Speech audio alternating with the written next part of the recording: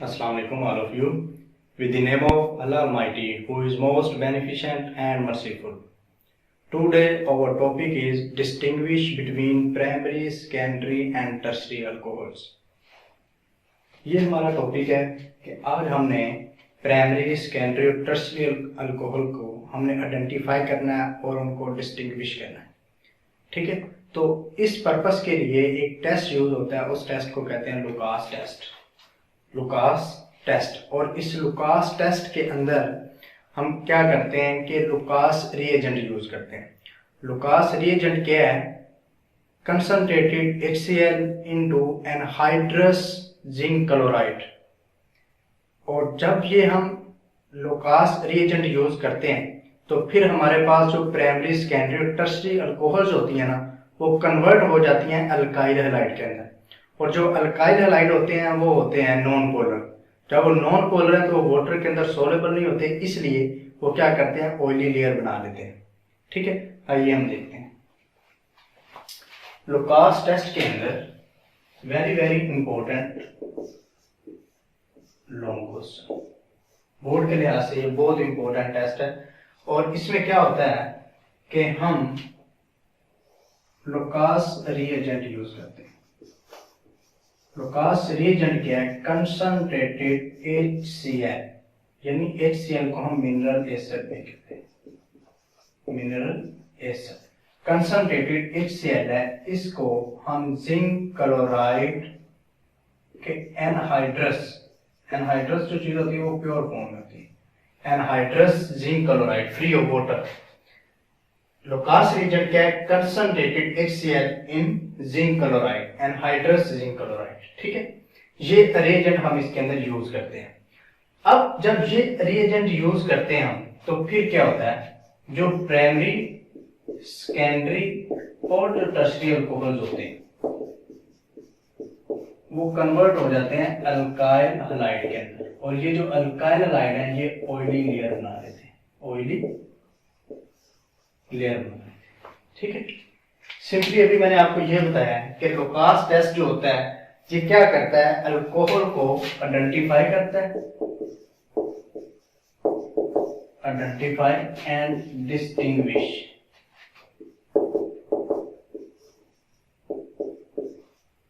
Alcohols को, primary, secondary and tertiary alcohols को identify करता है और उनको डिस्टिंग्विश करता है। ठीक है, उसके बाद इस लुकास टेस्ट के अंदर हम लुकास रिएजेंट यूज करते हैं। और लुकास रिएजेंट क्या है? कंसंट्रेटेड HCl को एनहाइड्रस जिंक क्लोराइड के अंदर हम उसको डिसॉल्व करते हैं और फिर इसका रिएक्शन हम करवा देते हैं प्राइमरी, सेकेंडरी और टर्शियरी अल्कोहल के साथ करवाते हैं। जब इन अल्कोहल्स के साथ ये रिएक्शन होता है तो ये अल्कोहल कन्वर्ट हो जाती है आगे अल्काइल हैलाइड के अंदर और हमारे पास ऑयली लेयर इन अल्काइल हैलाइड्स की बन जाती है। रिएक्शन देखते हैं हम। ये है जी हमारे पास प्राइमरी अल्कोहल COH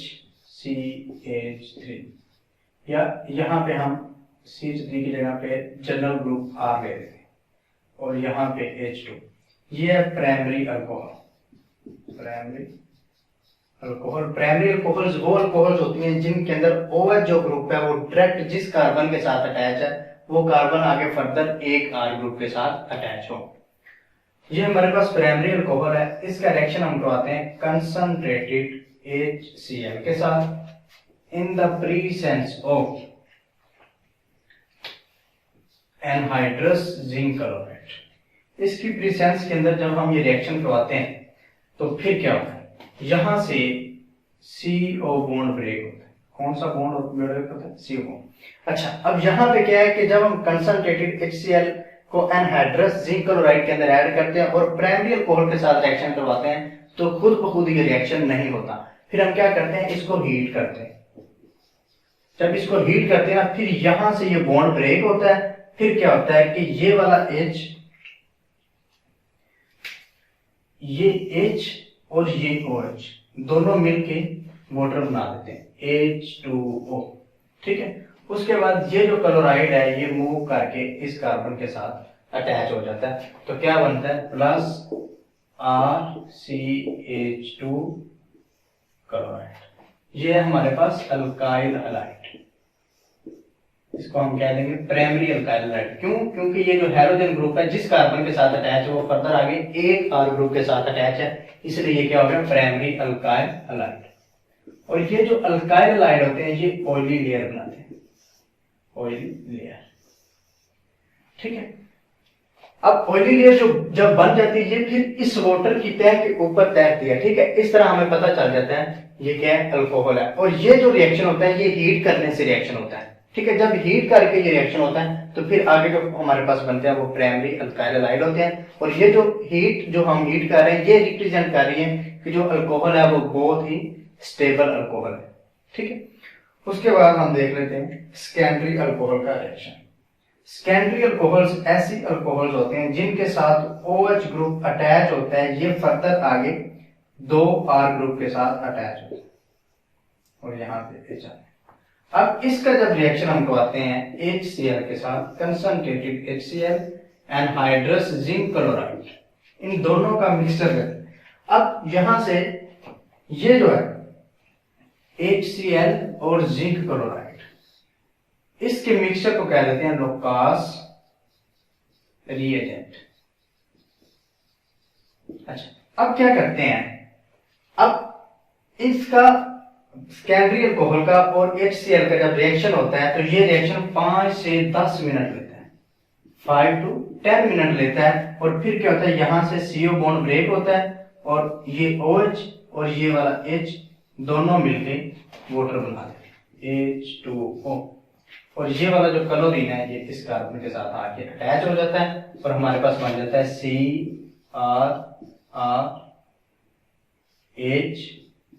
CrRHCl। ये हमारे पास सेकेंडरी अल्काइल हैलाइड। और जब ये रिएक्शन 5 से 10 मिनट में होता है तो फिर ऑयली लेयर बनती है, ऑयली लेयर। और ये जो ऑयली लेयर बनती है ये 5 to 10 मिनट लेती है जब HCl का रिएक्शन अल्कोहल के साथ होता है। ठीक है, तो यहां से पता चलता है कि ये जो हमारे पास अल्कोहल है ये सेकेंडरी अल्कोहल। उसके बाद टर्शियरी अल्कोहल का रिएक्शन देखते हैं। टर्शियरी अल्कोहल ऐसे अल्कोहल होते हैं जिनके साथ जिसमें OH जो ग्रुप है वो जिस कार्बन के साथ अटैच है वो कार्बन आगे फर्दर 3 अल्काइल ग्रुप के साथ अटैच है। अब जब इसका रिएक्शन कंसंट्रेटेड HCl को एनहाइड्रस जिंक क्लोराइड में ऐड करके इसका जब रिएक्शन करवाते हैं तो ये रिएक्शन इमीडिएटली हो जाता है, फौरन हो जाता है, इमीडिएटली ये रिएक्शन इमीडिएटली होता है। और यहां से CO बॉन्ड की ब्रेकेज होती है, ये OH और ये H दोनों मिलके वाटर बना देते हैं, H2O। और ये जो क्लोरीन है ये इस कार्बन के साथ अटैच होता है। जब अटैच होते हैं तो क्या बनता है, CrRCl, यानी ये क्या है, टर्शियरी अल्काइल हैलाइड है, टर्शियरी अल्काइल हैलाइड। और ये भी ऑयली लेयर बनाता है। अब इस रिएक्शन में फर्क क्या है देखते हैं। ये हमारे पास प्राइमरी अल्कोहल है, ये हमारे पास सेकेंडरी अल्कोहल है, ये हमारे पास टर्शियरी अल्कोहल है। Secondary alcohol, tertiary alcohol. अब क्या होता है, ये हमारे पास प्राइमरी अल्कोहल है, ये सेकेंडरी अल्कोहल है, ये टर्शियरी अल्कोहल है। अब यहाँ पे ये जो प्राइमरी अल्कोहल है जब इसका HCl के साथ रिएक्शन होता है इन एनहाइड्रस जिंक क्लोराइड में तो ये रिएक्शन बहुत स्लो होता है। क्यों? क्योंकि ये जो अल्कोहल है ये बहुत ज्यादा स्टेबल है प्राइमरी अल्कोहल। जब इनका रिएक्शन होता है इसको हीट करते हैं, जब इसको हीट करते हैं तो हीटिंग करने पे फिर हमारे पास आगे अल्काइल हैलाइड की ऑयली लेयर बनती है। ठीक है, उसके बाद ये जो सेकेंडरी अल्कोहल है, ये सेकेंडरी अल्कोहल का जब HCl के साथ रिएक्शन होता है तो फिर क्या होता है कि 5 to 10 मिनट लगते हैं इस ऑयली लेयर को बनने में। जब 5 to 10 मिनट लगते हैं तो इससे हमें पता चलता है ये क्या है, सेकेंडरी अल्कोहल। ये जो टर्शियरी अल्कोहल है जब इसका HCl के साथ रिएक्शन करवाते हैं in the presence of anhydrous zinc chloride तो ये रिएक्शन फौरन हो जाता है, इमीडिएटली हो जाता है और ऑयली लेयर फौरन बन जाती है। ठीक है, अब यहां से क्या पता चलता है, ये रिएक्शन बहुत तेजी के साथ हो रहा है तो यहां से पता चला कि टर्शियरी अल्कोहल क्या है, बहुत ज्यादा रिएक्टिव है। ये रिएक्शन 5 to 10 मिनट से ले रहे हैं तो इसका मतलब है कि ये अल्कोहल टर्शियरी से थोड़े से कम रिएक्टिव है। और ये जो रिएक्शन है ये खुद ब खुद नहीं हो रहा बल्कि हमें हीट करना पड़ रहा है, तो फिर हीटिंग पे जाके ये ऑयली लेयर बनाते हैं। तो ये अल्कोहल क्या है, बहुत ज्यादा स्टेबल है। अगर आपको याद हो, जब हमने CO बॉन्ड की ब्रेकेज पढ़े थे, पीछे रिएक्शन हमने किए थे, तो वहां पे हमने यही कहा था टर्शियल कोहल क्या है, सबसे ज्यादा एक्टिव है। और उसका मैंने आपको रीजन बताया था कि ये टर्शियल कोहल होते हैं, इनका जो कार्बोकैटायन बनता है वो क्या होता है, ज्यादा स्टेबल होता है। जब वो ज्यादा स्टेबल है तो वो यही जाहिर करते हैं कि जो टर्शियल कोहल है वो ज्यादा रिएक्टिव है। तो इसका सीक्वेंस ऑर्डर ये बनता है, टर्शियल कोहल ज्यादा स्टेबल है, उसके बाद स्कैंड्रियल कोहल्स आ जाते हैं, स्कैंड्रियल कोहल से बाद ये प्राइमरियल कोहल्स आ जाते हैं। ये था जी लोकेस टेस्ट, और ये वेरी वेरी इंपॉर्टेंट है, ठीक है। क्यों? क्योंकि ये तीनों अल्कोहल्स के अंदर हमें डिफरेंशिएट करके दे देता है कि कौन सी अल्कोहल प्राइमरी है, कौन सी सेकेंडरी और कौन सी टर्शियरी। अब हम देखते हैं जो प्राइमरी अल्कोहल है और सेकेंडरी अल्कोहल है, इसको हम कैसे डिस्टिंग्विश कर सकते हैं। प्राइमरी अल्कोहल, सॉरी एथानॉल और मेथानॉल, एथानॉल एंड मेथानॉल को हम कैसे डिस्टिंग्विश कर सकते हैं।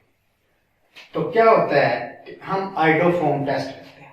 कौन सा टेस्ट करते हैं? आइडोफॉर्म, आइडोफॉर्म टेस्ट करते हैं। इसके अंदर क्या करते हैं, इसके अंदर हम जब अल्कोहल्स को ले लेते हैं, एथानॉल को पहले लेते हैं, CHOH,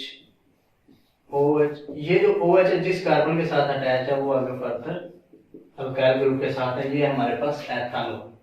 अब एथानॉल का रिएक्शन हम करवाते हैं आयोडीन के साथ in the presence of sodium hydroxide, in the presence of sodium hydroxide ये रिएक्शन हम करवाते हैं। जब ये रिएक्शन होता है तो फिर क्या होता है, हमारे पास ये वाला जो CH है इसका रिएक्शन होता है आयोडीन के साथ, तो बन जाता है CHI3, इसे कहते हैं आइडोफॉर्म। अगर आपको याद हो तो हमने जब हेलोजिनेशन रिएक्शंस पढ़ा था अल्केन का, तो उसमें हमने क्या किया था कि एक क्लोरोफॉर्म जब वो सब्स्टिट्यूशन का रिएक्शन होता जाता तो CHCl3 बना था, उसे हमने कह दिया था क्लोरोफॉर्म। यानी यहाँ पे क्या था, Cl लगा था तो उसे हमने कहा था क्लोरोफॉर्म। अब यहाँ पे I लगा है जिसे हम कह देते हैं आइडोफॉर्म। ये एक्चुअली क्या है, हेलोफॉर्म्स है, ठीक है, हेलोफॉर्म्स। तो ये क्या हो गया हमारे पास आइडोफॉर्म, और इसका ये येलो कलर की क्रिस्टल्स बनती है, येलो कलर की क्रिस्टल्स बन जाती है। उसके बाद साथ हमारे पास क्या बन जाता है, HCOONA, sodium format, sodium format बनता है, और साथ में हमारे पास सोडियम आयोडाइड बन जाता है, और साथ में हमारे पास वाटर बनता है, ठीक है। ये इसको बैलेंस कर लेते हैं, 4 ये है जी हमारे पास आए। अब जो मिथाइल अल्कोहल है, वो मिथाइल अल्कोहल जो है वो ये आइडोफॉर्म टेस्ट नहीं देती। CH3OH ये मेथानॉल है, इसका जब हम रिएक्शन आयोडीन के साथ करवाते हैं in the presence of sodium hydroxide, तो ये रिएक्शन नहीं होता। अब ये रिएक्शन क्यों नहीं होता और एथानॉल का रिएक्शन क्यों हो गया, उसका क्या रीजन। अब जो आइडोफॉर्म टेस्ट होता है वो अल्कोहल्स देती हैं जिनके पास ये अल्फा कार्बन है और ये बीटा कार्बन। बीटा कार्बन जो है वो CH3 होना जरूरी है। अब यहाँ पे मेथानॉल के अंदर तो बीटा कार्बन है ही, तो इसके अंदर बीटा कार्बन है। जो बीटा कार्बन होती है उसका एक्चुअली रिएक्शन होता है आयोडीन के साथ, ठीक है। तो इस वजह से एथानॉल ने ये रिएक्शन दिया है, मेथानॉल ने ये रिएक्शन नहीं दिया। जब ये रिएक्शन होता है तो हमारे पास CHI3 इसे कहते हैं आइडोफॉर्म, और इसकी येलो क्रिस्टल होती है। अब ये होता है कि हम टेस्ट ट्यूब के अंदर क्या करते हैं, एथानॉल को ले लेते हैं, उसके अंदर फिर आयोडीन को ऐड करते हैं, सोडियम हाइड्रोक्साइड ऐड करते हैं, फिर उसको ऐसे शेक करते हैं तो हमारे पास येलो क्रिस्टल्स बन जाते हैं, ठीक है। लेकिन जब मेथानॉल का ये प्रोसेस करते हैं तो मेथानॉल का कोई भी कलर, बल्कि ये कलरलेस हो जाती है, इसका रिएक्शन फर्दर नहीं होता, ठीक है। तो इस तरह हम क्या करते हैं, मेथानॉल को एथानॉल से डिस्टिंग्विश कर लेते हैं। ये था जी आइडोफॉर्म टेस्ट। उसके बाद हम यूजेस देख लेते हैं, मेथानॉल के यूजेस और एथानॉल।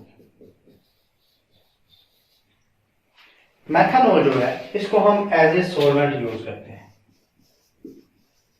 कहां पे यूज करते हैं, पेंट्स के अंदर, वार्निश के अंदर, और इसके अलावा फैट ऑयल्स के अंदर हम इसको यूज कर लेते हैं एज ए सोलवेंट। इसके अलावा मेथानॉल को हम as a anti freezing agent के तौर पे यूज करते हैं, एंटी फ्रीजिंग एजेंट के तौर पे भी यूज करते हैं। इसके अलावा मेथानॉल को हम डीनेचरिंग ऑफ अल्कोहल के लिए भी यूज करते हैं, डीनेचरिंग ऑफ अल्कोहल के लिए भी हम इसको यूज कर लेते हैं। ठीक है जी, ये इसके कुछ यूजेस थे। अब एथानॉल के यूजेस देख लेते हैं। ये जो एथानॉल है, एथानॉल को भी हम एज ए सॉल्वेंट के तौर पे यूज करते हैं। इसके अलावा इसको ड्रिंकिंग पर्पस के लिए भी इस्तेमाल किया जाता है और उसके अलावा हम इसको एज ए फ्यूल भी यूज करते हैं और फार्मास्यूटिकल प्रिपरेशन के अंदर भी इसको यूज करते हैं। फार्मास्यूटिकल प्रिपरेशंस ऐसी प्रिपरेशन है जो मेडिसिन के रिलेटेड, मेडिसिन जितनी भी है वो सारी की सारी क्या है, फार्मास्यूटिकल प्रिपरेशन है। इसके अलावा हम इसको एज ए प्रिजर्वेटिव भी यूज करते हैं। अगर आपको याद हो, जब हमने फर्मेंटेशन का प्रोसेस पढ़ा था, हमने कहा था कि 14% से ज्यादा हम अल्कोहल को तैयार नहीं कर सकते, तो उसका मैंने रीजन क्या बताया था, जब उसकी ज्यादा कंसंट्रेशन उसकी होती है तो ये एज ए प्रिजर्वेटिव काम करती है एथानॉल। ठीक है, इसके अलावा हम इसको मेडिसिन के अंदर भी यूज करते हैं और एज ए फ्यूल और ड्रिंकिंग पर्पस के लिए भी इसको यूज करते हैं। आज जो हमने पढ़ा है, रिपीट करता हूँ एक बार, आज का जो हमारा टॉपिक था वो था distinguish between primary, secondary and tertiary alcohols. Lucas test इस पर्पस के लिए यूज किया जाता है। वेरी वेरी इंपॉर्टेंट टॉपिक है ये। लुकास टेस्ट किस लिए हम यूज करते हैं, identify and distinguish between primary, secondary and tertiary alcohol. इसमें हम लुकास रिएजेंट यूज करते हैं। वो लुकास रिएजेंट क्या है, कंसंट्रेटेड HCl इन एनहाइड्रस जिंक क्लोराइड।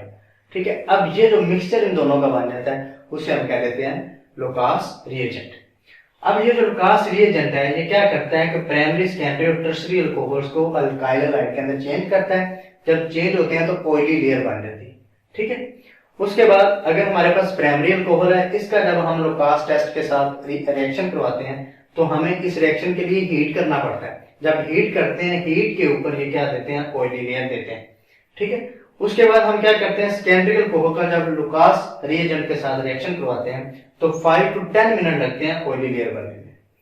और जब टर्शरी अल्कोहल का लुकास रिएजेंट के साथ रिएक्शन करवाते हैं तो ये रिएक्शन इमीडिएटली हो जाता है और फौरन तौर पे फौरी क्या होता है, ऑयली लेयर बन जाती है। इस तरह हमें पता चल जाता है कि जो प्राइमरी अल्कोहल है वो हीटिंग पर्पस पे बनती है, जब हीट करते हैं फिर बनती है, और जो सेकेंडरी अल्कोहल है वो 5 to 10 मिनट्स लेती है, और जो टर्शरी अल्कोहल है वो इमीडिएट बन जाती है। उसके बाद हम एथानॉल को मेथानॉल से डिफरेंशिएट करते हैं। इस पर्पस के लिए जो टेस्ट यूज होता है उस टेस्ट को कह देते हैं आयोडोफॉर्म टेस्ट। आयोडोफॉर्म टेस्ट के अंदर क्या हम यूज करते हैं, आयोडीन यूज करते हैं, और ये रिएक्शन एथानॉल का इस अल्कोहल के साथ in the presence of sodium hydroxide होता है। जब ये रिएक्शन होता है तो हमारे पास आगे आयोडोफॉर्म बन जाता है। ये आयोडोफॉर्म क्यों बनता है, ये एथानॉल तो रिएक्शन देती है लेकिन मेथानॉल ये रिएक्शन नहीं देती। क्यों, क्योंकि एथानॉल ये आयोडोफॉर्म सिर्फ वो अल्कोहल्स टेस्ट देते हैं जिनके अंदर जो बीटा कार्बन है वो CH3 होनी जरूरी है। ठीक है, अगर तो ये CH3 होगी तो आयोडोफॉर्म बनेगा, अगर ये नहीं होगा तो फिर ये रिएक्शन भी नहीं होगा। और जब आयोडोफॉर्म बनता है तो इसकी येलो क्रिस्टल्स होती है, वहां से हमें पता चल जाता है ये एथानॉल है और ये मेथानॉल जो है वो रिएक्शन नहीं देती। उसके बाद ये हमने यूजेस देखे हैं मेथानॉल एथानॉल के। मेथानॉल एज हम सॉल्वेंट के तौर पे यूज करते हैं, एंटी फ्रीजिंग एजेंट के तौर पे यूज करते हैं, और इसके अलावा डीनेचरिंग ऑफ अल्कोहल के लिए यूज करते हैं। अगर आपको याद हो, जब हमने डीनेचरिंग ऑफ अल्कोहल पढ़ा था तो मैंने आपको बताया था जब अल्कोहल एथानॉल को एक जगह से दूसरी जगह ट्रांसफर करते हैं तो हम क्या करते हैं कि 10% मेथानॉल उसके अंदर ऐड कर देते हैं और वो मिथाइलेटेड स्पिरिट बन जाता है। और जब एथानॉल जो है ये मैंने आपको प्रिजर्वेटिव के तौर पे भी बताया था यूज करते हैं हम इसको। उसके बाद फार्मास्यूटिकल मेडिसिन प्रिपरेशंस के अंदर यूज करते हैं। इसके अलावा एज ए फ्यूल के तौर पे यूज करते हैं, ड्रिंकिंग पर्पस के लिए, और एज ए सॉल्वेंट यूज करते हैं। That was all about today.